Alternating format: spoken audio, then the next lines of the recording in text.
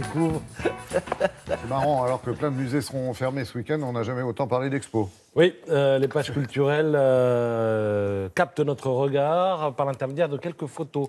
Ce matin, ça donnera des idées de sortie, effectivement, si vous ne savez pas quoi faire ce week-end. Hein. Je pense que chacun a une petite idée derrière la tête. Alors, au Palais de Tokyo à Paris, regardez cette gigantesque toile d'araignée. C'est elle qui a capté mon attention ce matin. Vous avez des constellations de dentelles tissées sur des châssis de métal.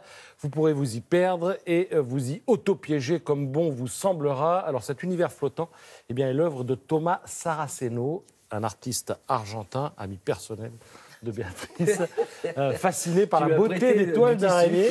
Et alors, l'expo ne se résume pas à ce que vous voyez, mais il expose aussi de vraies toiles d'araignée faites par une araignée qui vit depuis toujours dans les sous-sols du Palais de Tokyo. Il est allé la chercher, il l'a amenée à Berlin dans son atelier et il les a fait bosser, ces araignées. Alors, je vous donne le nom scientifique de l'araignée, Holosemus pluchei.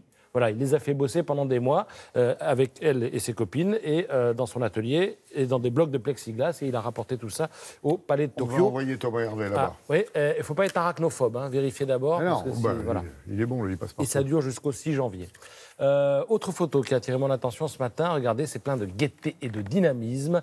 Des danseurs qui ont entre 8 et 18 ans. C'est quoi? C'est le groupe Grenade. Le spectacle s'intitule D'Est en Ouest, La Croix a aimé. Donc, il n'y a pas de raison qu'on n'aime pas non plus. En tout cas, la Croix parle d'un vent de fraîcheur. Et c'est vrai que ce sont des enfants, c'est très coloré. Et ils seront en tournée à partir du 14 décembre. Alors, ça commence au Mans, ensuite Clermont-Ferrand, Grenoble, Créteil, Blagnac, Martigues.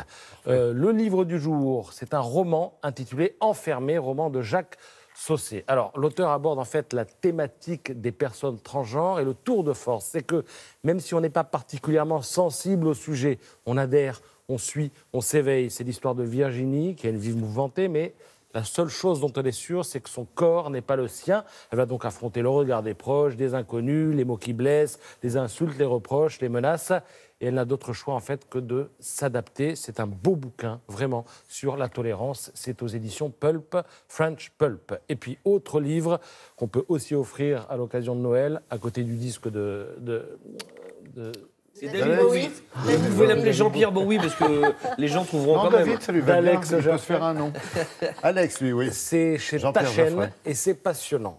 Le Napoléon de Stanley Kubrick. Vous le connaissez? Les archives, génial, c'est pas vrai. C'est-à-dire qu'en 69, Stanley Kubrick a préparé un film sur l'empereur et le film ne s'est jamais fait. Oui. Mais le livre est là maintenant parce qu'il rassemble les archives de ce projet gigantesque. Vous avez des tonnes de recherches qui ont été menées par le cinéaste et vous trouvez dans le livre le fac-similé du scénario annoté de la main de l'auteur. Il comptait 186 pages, ce scénario. Et ce qui frappe, c'est la méticulosité de Stanley Kubrick. Il y avait 17 000 photos, 50 000 figurants qui avaient été réservés, entre guillemets, pour les batailles. David Hemmings devait jouer le rôle de Napoléon. Audrey Hepburn avait été approchée pour jouer celui de Joséphine. Elle avait ensuite refusé. En tout cas, tout est là dans ce bouquin. J'allais dire, je vous donne le bouquin, il n'y a plus qu'à faire le film. Ah, il y a cette chose aussi sur la table de donner rien.